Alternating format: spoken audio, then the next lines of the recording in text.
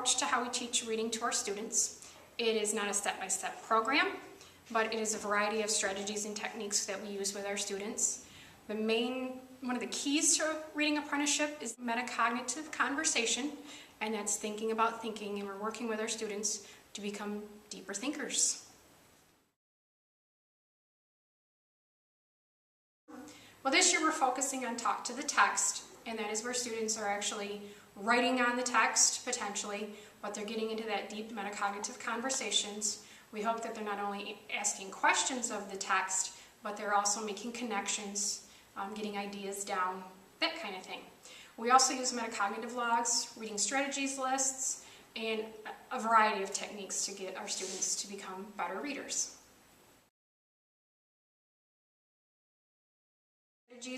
All of the core teachers were taught about 3 years ago, went through a 3-day training, and we've introduced the extra teachers such as phys ed, such as art, languages as well in the last couple of years. So all teachers except for our 2 newest teachers have been trained on reading apprenticeship. We're using reading apprenticeship strategies to help make our students become better readers and stronger readers. It helps them to become stronger readers by getting into their metacognitive conversation, their thinking about thinking, and hopefully getting deeper and deeper into their text and making connections and having better understanding with what they're reading. Our goals for the school this year are basically to be using reading apprenticeship as much as we possibly can. We will be focusing on talk to the text this year, and that goes along with our school improvement plan. RA activity, reading apprenticeship activity that we did prior to this in my advanced English 9 class called Think Aloud. We talked about how Miss Emily's house was left lifting is stubborn and it was decaying above the cotton wagon and the gasoline pumps.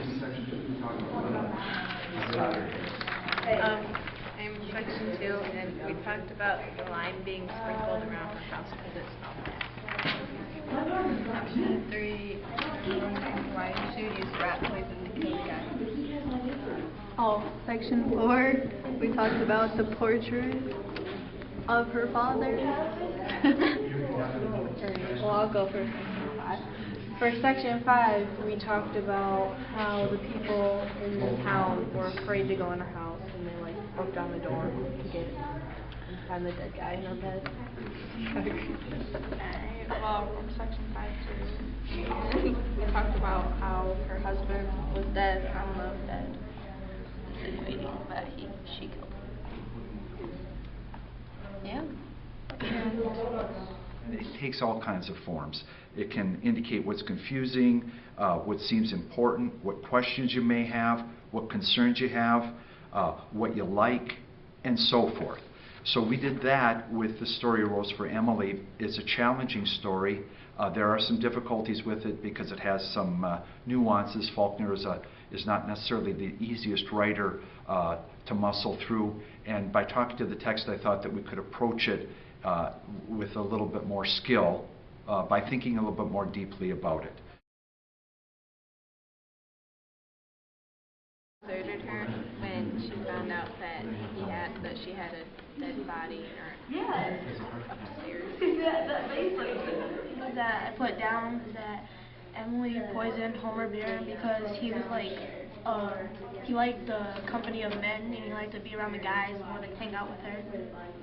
Questions that we had in our section. Insinuating that Miss Emily killed him. And they broke down the door to get to the upstairs where the body was at.